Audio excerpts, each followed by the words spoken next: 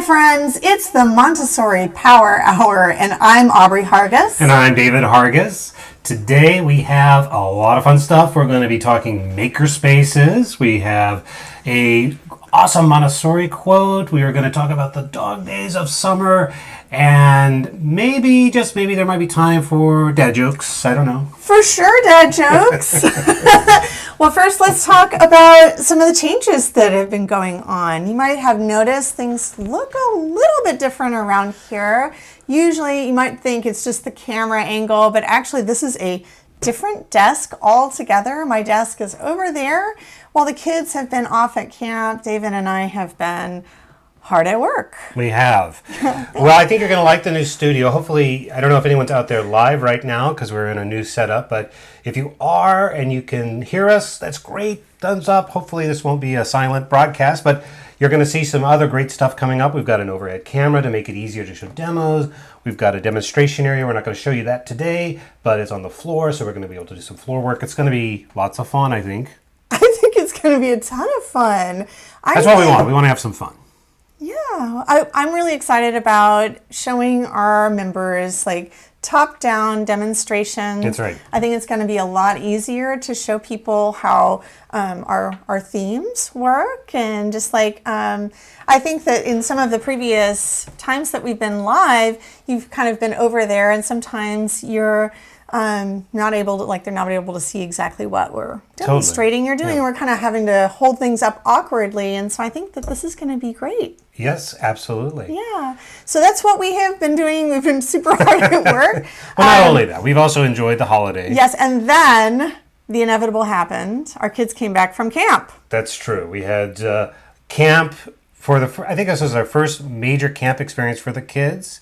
You know, they came of age during the pandemic and everything was closed, so there wasn't really a chance for them to go. But this year they doubled up. At least our youngest did. And while they were gone, it was lonely, but we were productive. It was super lonely. It was. I just miss them when they're gone. Well, of course. But we did get a whole lot of work done. That was the whole point. We did vacation. There was 2 weeks of the kids being gone, and then we got super productive. And the room isn't totally put together, but we got to test out some new equipment, and it's been really fun. And then they came back, and it was the 4th of July here. We live in the United States.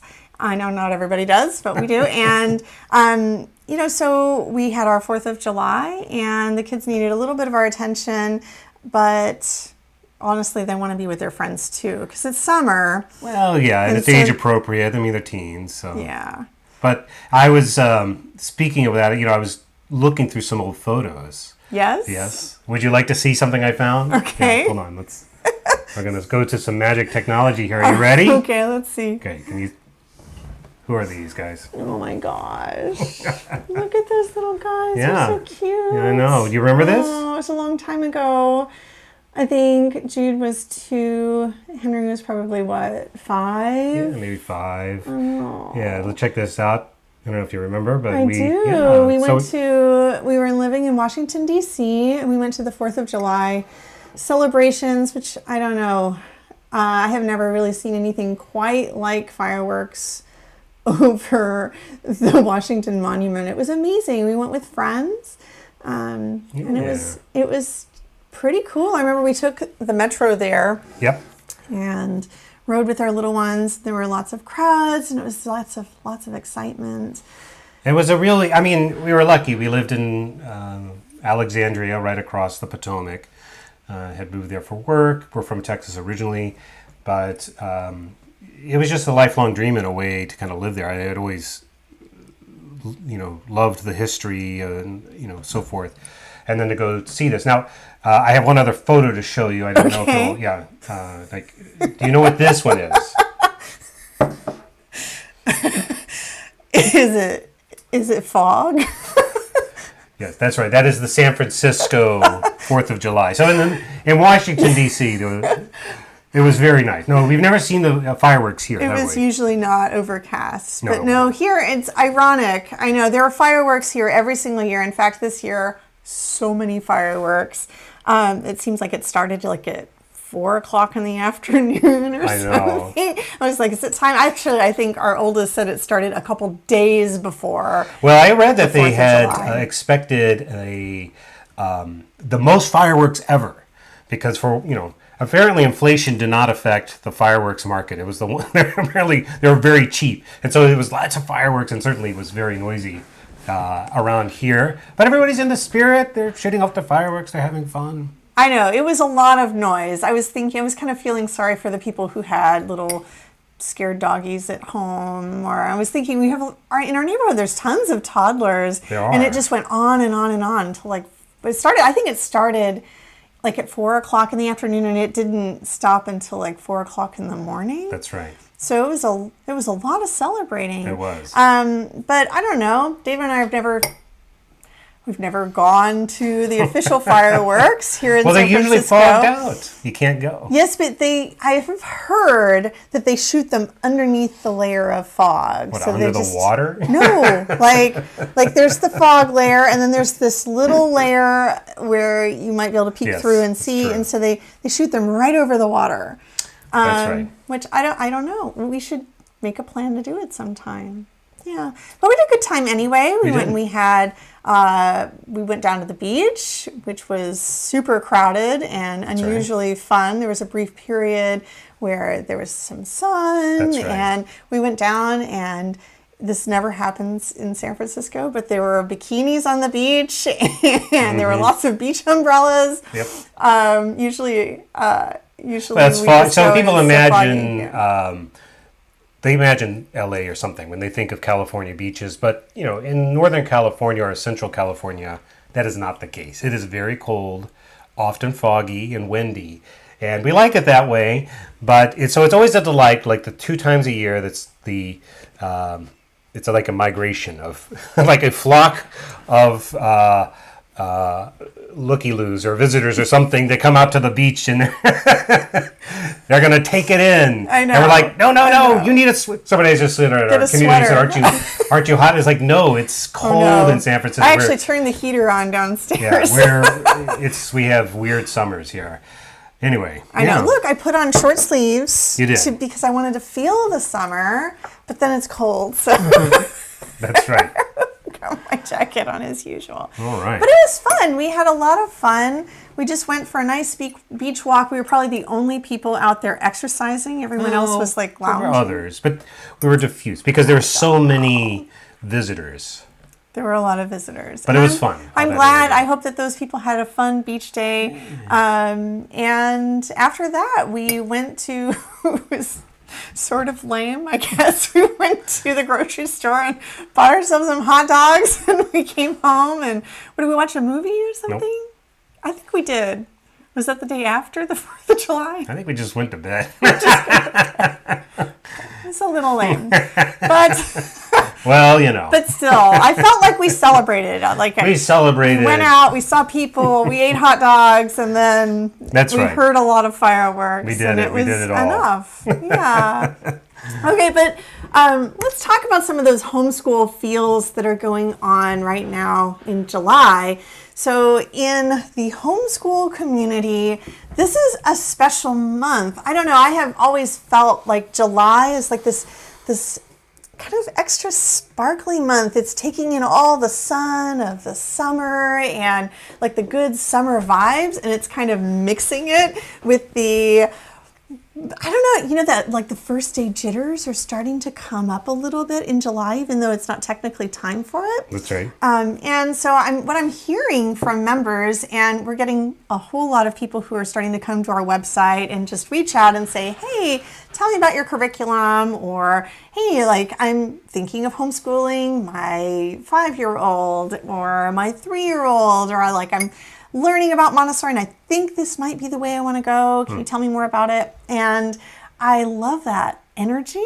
And I feel like it's this really warm, good kind of summer energy, bringing up positive feelings of like possibilities, what's going to happen in the fall. And also with a little bit of that is a little bit of that, well, like the butterflies. Sure. Like, can I actually do this? Is this actually going to be good for our family? And, how is this exactly going to work? And in July, the problem with nailing down your schedule in July, like many homeschoolers want to do, is that you start to feel like, I want to like get my schedule down. And so that will make you feel better to know what you're going to do, you know, what time you're going to get your kids up and whether you're going to be at the kitchen table or, you know, whether you're going on a field trip on Wednesday. Like you really want to kind of nail down those things.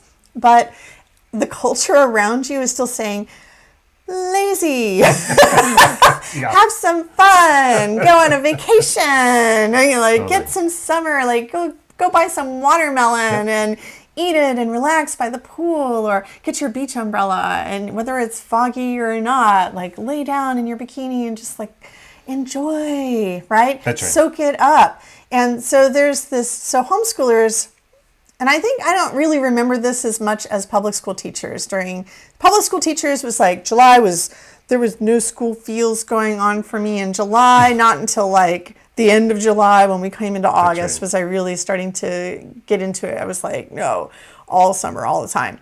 But during this period for homeschooling, this is the reach out period where people are starting to make some decisions about what's going on and trying to kind of get their heads together. Yep. I'm even doing this, you know, myself in a lot of ways. Maybe not in concrete ways that we're thinking about what exactly are we going to be teaching, but like what direction are we moving in? Yep. Yeah. So that said, I want to remind people that it is okay to have a summer. And even if you're homeschooling, like you can get to, you don't have to make all of the decisions right now. Things are going to come together. It's okay to relax. And in fact, I think that it's even better if you think of the summer period as being part of the homeschool process.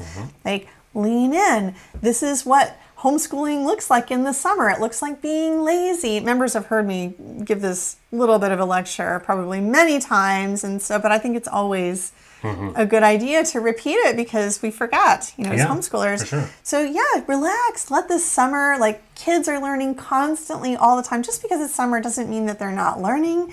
It does give you a little permission to be a little lazier than you might otherwise be. And I think that's a good thing. Totally. Yeah. Do you remember being lazy in the summer as a kid? I know that you were a public school kid, and so was I for, you know, for after third grade. Like after in the fourth grade and up, I was a public school kid. Before that, I was a Montessori kid. Well, this was in the ye olden days where the summer, it was like Memorial Day to Labor Day was summer vacation for kids. And I think, I know one of our son's friends is starting back like on July 31st or something. It's very soon by those antiquated standards. But yeah, so you had this like long period of summer. It was very, very hot in Central Texas where I grew up. I see, you know, one of our members is saying it's a heat index of 100, which is, you know, we lived in Alexandria. We know how hot it can get there, but that's unusually hot. But I'll say in Texas, I know my mother was saying it was, she was showing me it was like 110 or something. In Texas, they're having a lot of wetness. In Las Vegas, I heard it was like 100 or 125 or something. Oh my goodness. So it's very, very hot right now. And so that's what I remember. I mean, I remember it being very, very hot in the day and then swimming. We had an above ground pool and just swimming as much as we could. And the pool would inevitably get hot, like bath water, but it was still fun. And you get, you know, too burned, and then you'd come out and you'd be like, why did I should have put on that suntan lotion. But yeah, lazy days, long, hot, fireflies. Yeah, fireflies. Yeah. Yes. Yeah. And the pattern, the rhythm of life, I think, you know, so you have the up and the down, and maybe you're not looking forward to going back to school, or maybe you are. It's a mixed feeling, but you have that sort of up and down. I think that that's really healthy and fun. You know what summer provides a lot of that's really good for everyone that nobody thinks of as being a homeschool activity, but it's boredom. Yeah, that's right. Yeah, and you know, most kids, whether in school or not, most kids struggle, most adults struggle these days to find ways to get bored enough. But if you don't get bored enough, you don't ever experience the rejuvenation and creativity that comes from boredom. That's right. And I think that's a problem for us as well as our kids. So summer can sometimes encourage us into a little bit of boredom. And I'm thinking back Yeah? to like old literature, and do you remember kids complaining about being bored or people complaining about being bored? I mean, it seems like there was dull periods, but I wonder if, because we talk about boredom and we have it in this negative context. I don't know. I think it's a stereotype. Well, that's what I'm saying. I'm bored. Right. So Right? I wonder if, because we live in this materially overabundant age where our every whim can seemingly be satisfied. I want ice cream, I can get it immediately or whatever, or some of us can at least. And I wonder if that then has skewed our sense. And so what we might once have called like daydreaming time, or the dull, being kind of maybe a little slower or something. And maybe it is boring in a sense, but not in this kind of way that we describe it. And I think maybe that's kind of a loss. Like we do believe that children need time to be bored, but what we really mean is they need time to have to figure things out and go into their mind and find themselves and let the spark of learning and imagination come alive. And when they're overwhelmed by stimuli all the time, whether it's food or vacations or TV or whatever, I think it drowns that out. It can Yes. really mute it. It can, but there are things that we can do in order to encourage both boredom and creativity. And I think this is a great time to talk about a fun project that you could do this summer, or it could be good for you to kind of prep for the start of the school year. Either way, it would work. Actually, it's a good anytime activity. It's an anytime activity. It's an anytime activity. But we're going to show you today. This is from our new theme of the month for July called Invent. This theme is, oh my gosh, it's so much fun. Our members actually have this in their hands right now. They've been doing a lot of the activities from Invent, and I want to just give you a little peek at what's inside here. And we're going to talk about making a makerspace in your own time, in your own home. This is actually the perfect antidote to all of the boredom that hopefully we're trying to give our kids, so they can actually create and learn and grow, right, from that extra spaciousness. Yep. So do you want to flip it top down let's so take a that I look can here. take our people into a little peek inside These are Invent? new, amazing technology. I thought you were going to say our new amazing theme, and Oh, I was yes. going to agree with you that yes, it's amazing. And then I also was going to draw attention to the amazing artwork, Well, I'll which say, yeah. Also nice. which I love. I don't know if you guys can see it, but we've got a little ship here, and a laptop, and a car, and a book, and an airplane, and this probably isn't super clear. It's a spear. And these are obviously all inventions. So inside this book, let me just kind of just flip through a little bit of some of the things we've got going in here. It's a little poem I wrote for our members. We've got some stone tools. We've got this Makerspace checklist, which I'm gonna come back to in a minute. We've got, oh my gosh, we got a roller slide lab sheet here, which is goes with these experiments about the properties of geometric solids. These are all inclined planes. So you guys can see that. Yeah. Oh, and these are levers. These are examples of levers we've That's got right. in here. Yep. Another little experiment that goes with that too. We've got these inventors and their inventions. Now we actually have had this for quite a long time. This was a really popular activity. It was so popular. Yeah. We keep bringing it back for members in different ways. And then this one, we've kind of formatted it. Got lots of inventors and their inventions. We've kind of formatted it so that we've got text too. Now, not a lot of people know about this, but actually Maria Montessori, this is a beautiful tangent, friends. Maria Montessori actually envisioned children learning to read by doing real life factual nonfiction reading is like the core part of the reading approach. And so a lot of Montessori families look at the Montessori curriculum and they're like, but where is the reading curriculum? How do I actually, where are all of the reading materials? And yes, there are a lot of reading materials. There are. But in Maria Montessori's day and age, her brilliant innovation and invention was that you could actually teach children to read by just using three basic materials. I would say the sandpaper letters, so a tactile way to feel the letters, and the movable alphabet. So putting the letters together to make words, and then just straight on, friends, things to read. That was her whole plan for teaching children to read. It really kind of does come down to that. It does. I mean, there's a lot that you can do to teach children how to read. Lots of little fun ways that we can draw attention to word building. And yes, all of that is important, but also super important, giving children quality things to read. Yeah, right. Yeah. All right, so another little peek. You want to go back in here? Sure. Okay, so we've got kid inventions. That's a timeline of kid inventions. It is a timeline of kid inventions. And it's meant to be big, because we like to make big things for kids they love. Yes, and also because timelines really shine in the lower elementary years, and lower elementary projects are often really, really big. Did you know that the Muppets were invented by a kid? Jim Henson as a young person. Not Superman. Know, but it totally makes sense that a kid would invent a Muppet. A young Jim Henson. Yep, and Superman too. That also really surprised me. Right. Guess what didn't surprise me? The trampoline did not surprise me. Anyway, there's lots of fun things in here that I don't have time to get into. But I actually want to talk about this project here that we'll just kind of pump up for you, because I really would like anyone to implement this in their own home. So this is making a makerspace. This is an example of one of our Constellation lessons. We've got lots of scripted language. I'm not going to read it all to you, but otherwise the lesson plan is pretty standard.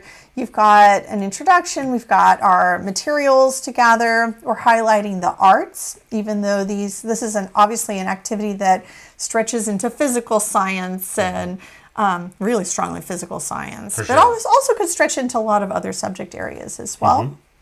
Art. And we've got this checklist. So I'm going to go back over here. You would print this out. Space can be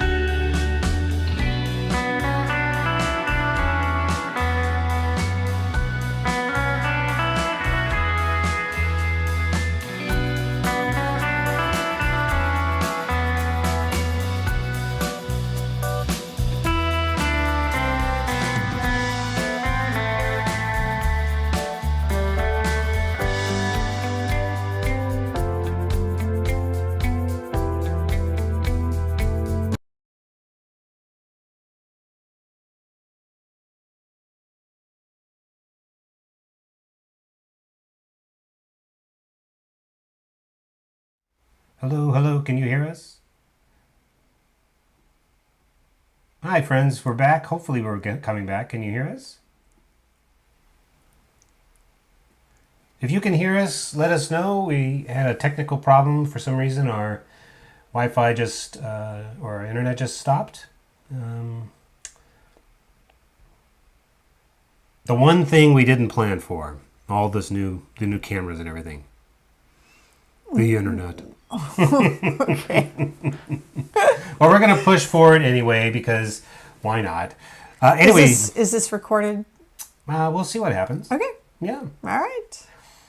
Yep. But if you were there and you can hear us, we would love to know. All right. All right, so I'm going to go through a few of the fun things that you could have in your makerspace.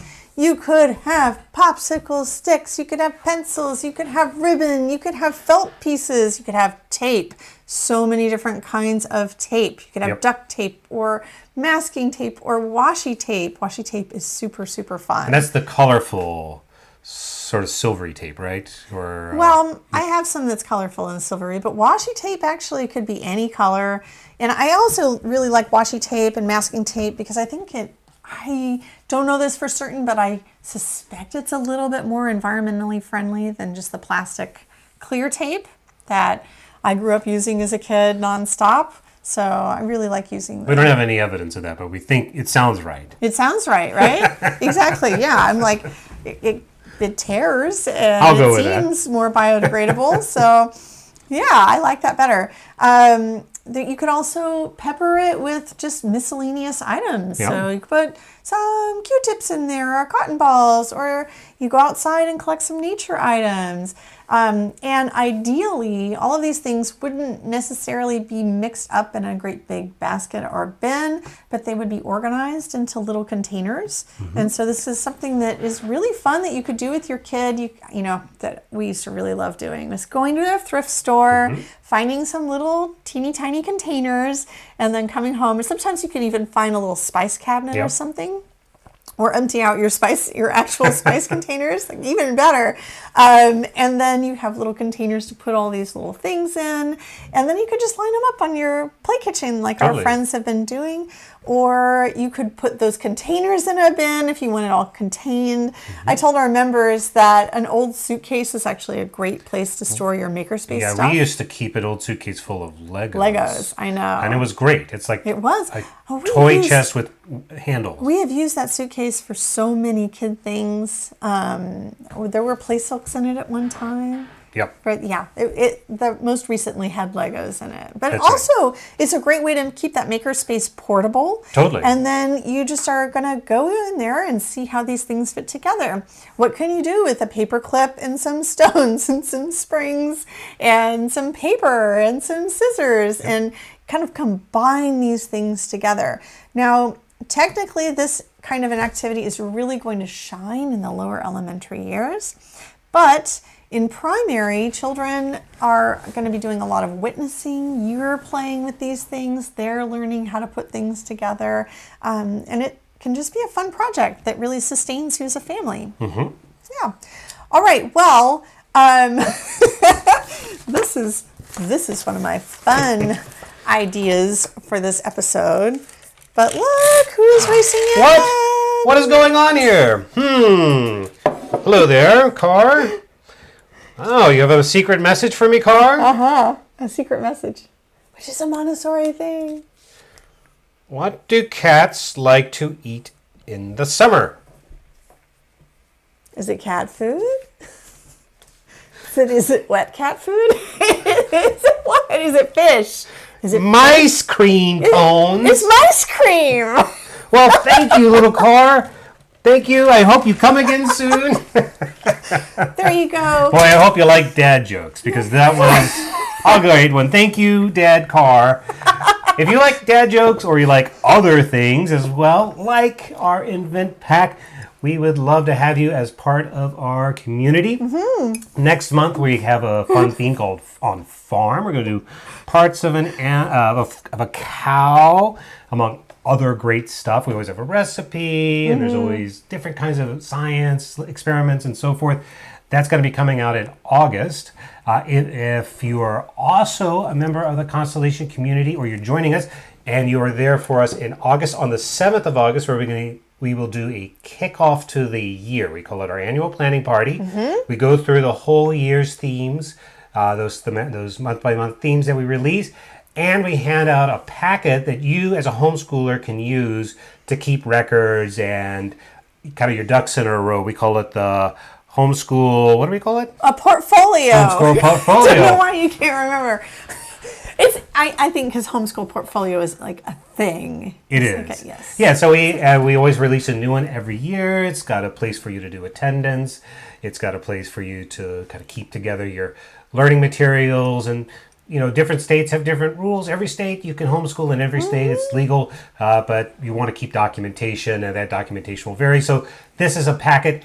Plus, more than that, it's a time for us all to come together as a community and talk and brainstorm and think about what we want to do, because teaching, even professional teaching, can be lonely. It's much better together. So community is a big part of that. And Goal setting. Goal setting. And a huge accountability. part of Every it, 3 months we'll check in and see how everybody's doing. Yeah. So that's a part of Constellation. If you're interested in our foundations programs, we'll be starting our primary, which is 2 to 6 or 2 to 5.5, and our lower elementary, which is 6 to 9, fall coaching sessions very soon. You could find out more about that on our website if you're interested to enroll or to talk with us or whatever, to answer questions. Yep, but that is coming end of August. End of August, but now is a good time to get involved if that is of your ilk. And we'd love to have you there. It's more fun together, isn't it? All right. It is. It is more fun together. Well, Maria Montessori actually had some deep thoughts about inventing and about the imagination. And there is a beautiful little section in this book that I absolutely adore. It's called To Educate the Human Potential. This book really shines. I think Maria Montessori was really writing and lecturing a whole lot about the lower elementary ages when, in terms of like the information that she was going into in this little book. So this is a good book for you if you are, if you have an older child, especially. It'll give you some insight into her ideas for that. But also, I just feel like her insights about human nature and about child development really can give us insight into how we are approaching these activities at home with our children. So I am going to read to you this little quote. It is from To Educate the Human Potential. And if you happen to own this book yourself, this is in the chapter called The Right Use of Imagination, Chapter 2. This is the Clio. I think this is the Clio version. I think maybe it's the Clio version. This is the Montessori Pearson Publishing Company version of To Educate the Human Potential, the right use of imagination, which means Maria Montessori also believed that there was a wrong use of imagination, which is a whole other thing that we can talk about. That's really fun. We end up talking about that kind of stuff in the lower elementary course a lot. That's right. All right, so she says, and I'm going to read aloud, and I want you, if you're here with us, to just kind of let these words of wisdom wash over and read along with us on the screen and just kind of be thinking about what this means in terms of the Makerspace that we just showed you from our Invent unit. She says, the secret of good teaching is to regard the child's intelligence as a fertile field in which seeds may be sown, to grow under the heat of flaming imagination. Our aim, therefore, is not merely to make the child understand, and still less to force him to memorize, but so to touch his imagination as to enthuse him to his innermost core.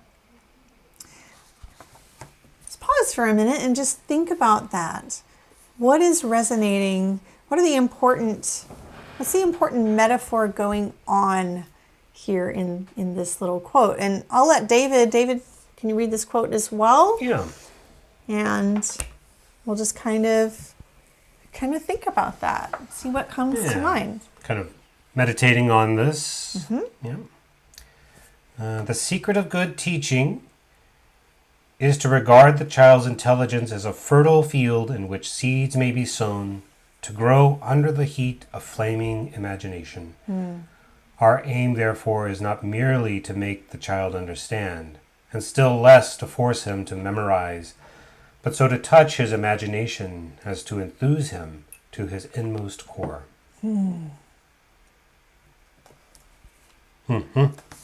It's beautiful. It's beautiful. Yeah. Well, are there any words that are really popping up for you? What feels important about this little quote? I mean, not the overall meaning, but like what is core, coming I think out? inmost core. Inmost core. Yeah. We talk about the core of our being. I'm thinking, actually, it makes me think of Inside Out, like the core memories. Oh, yeah. Yeah, and it's making me think about the Earth's core, like the imagery of like fiery, flaming, and core. Well, the densest, heaviest, whatever is in the middle, right? Like so, it's drawn in. It is mysterious. We still really don't know because you can't see it, but we know it's there. That's right. That's a good point. And she actually, this little section starts off with secret as well, and the core of a person's being is always going to be kind of hidden and mysterious. But Maria Montessori says that there is actually a secret of good teaching that, and that kind of implies to me that most people don't know what the secret about good teaching is. And I'll tell you, one of the things that really tripped me up is Maria Montessori often refers to the child themselves as being a seed. Yeah. Right? And so there's this image of we're watering the seed and the child's nature is growing, the child is developing, just like a seed is planted in the earth and the nourishing soil. And we have this image, she brings it up over and over and over, this image of the child is growing, and so we can nurture them with all of their environmental surroundings. But here she kind of makes a twist on it, and she says there's a secret, and that secret is in our regard of the child. And that it's not the child themselves is not the seed. The child's intelligence is a seed. Yeah, she has this sense of, I think she I don't know. We're sort of meditating on this. And so the thought that comes to mind is the distinction between the body and the spirit. Mm-hmm. And that there is obvious relationship between the two, but they are also distinct. And so to know the child as a being is not the same as to know the child as at his or her inmost self. So this is what she doesn't say the word soul, but it's essentially, she uses that word in other places. Mm-hmm. So there's a divine spark, something essential, the essential self, the whatever, however you want to think of it in terms of spirituality or psychology, Jungian or whatever. This idea that there's some kind of an essential self that a good teacher is able to allow to blossom. Not to pull out. I was going to say to pull out, but that's not it. It's the child he has that ability innately. Mm-hmm. And so it's really more about clearing the path. Yeah. Yeah. This is mysterious to me too. She says the intelligence of the child is the field. Mm-hmm.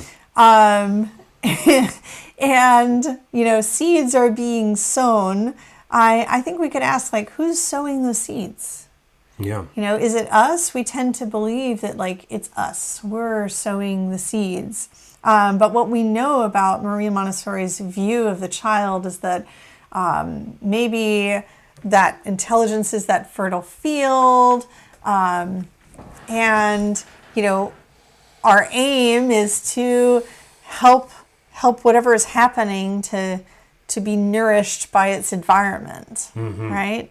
And so I don't know, I kind of feel, I love it. I love it. It's still kind of mysterious to me, trying to conceptualize such an abstract idea with all of these intertwining metaphors of flaming and growth, because you might, I don't know, there's even a connection between the growth being in opposition to a flame, right? Your flame gets too hot. Yep. It can scorch the earth, and the seeds won't grow, right? But if it's the right kind of flame, if it's the right kind of heat, then things just grow beautifully. That's right. Yeah, so it's lovely. So when you are making this makerspace at home for your child, you're nourishing your child's field of intelligence, letting them do the growing. That's right. And maybe even the sowing of their own seeds, depending on what draws their attention and what they're really interested in. That's right. Yeah. Yeah. I Their love true it. self, letting their true self come through. All right. Well, we will let that carry us on into the next week. So that is a wrap, friends. Thank you so much for joining us today. Thank you to Maria Montessori for writing that beautiful sentiment for us to think about on. Mwah! Thank you, Red Car, for bringing me a hilarious joke.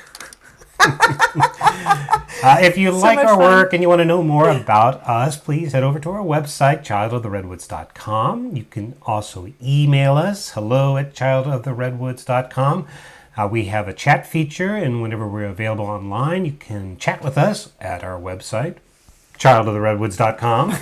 Otherwise, we will see you next Tuesday with another Montessori Power Hour. Power Hour. Thank you, friends. Love you.